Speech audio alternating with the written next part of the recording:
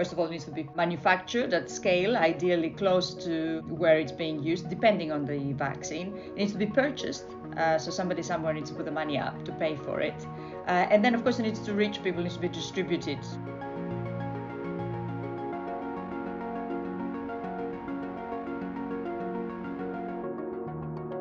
People need to want to take it, so they need to be informed and convinced that this is the right thing to do and it's the right thing for them and their families, because ultimately we need the majority of the population to be vaccinated for the vaccine to work.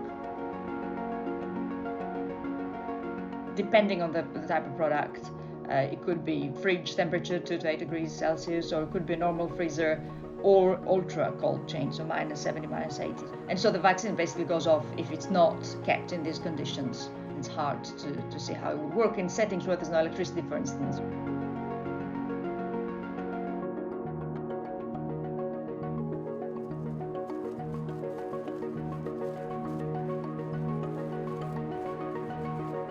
And there have been investments in solar paneled fridges, for instance, to get products that are required to be refrigerated to people who need them.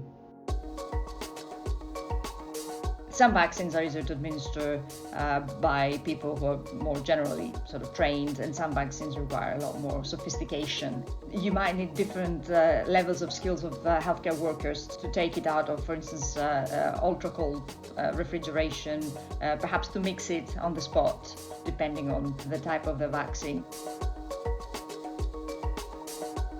Say you're in a remote village in the Philippines, it might take 8 hours of travel to get to, where you're walking, you're riding a bicycle, you're taking a boat. It's very difficult to get these vaccines to people.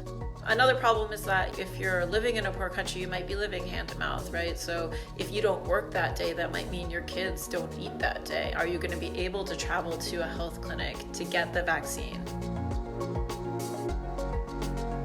One of the greatest possibilities for people in poor countries to access the vaccine is through the COVAX initiative, which is basically a collaboration of countries that have agreed to help distribute the vaccine. That initiative has promised to provide vaccines for 20% of the global population, aiming to do that by the end of 2021.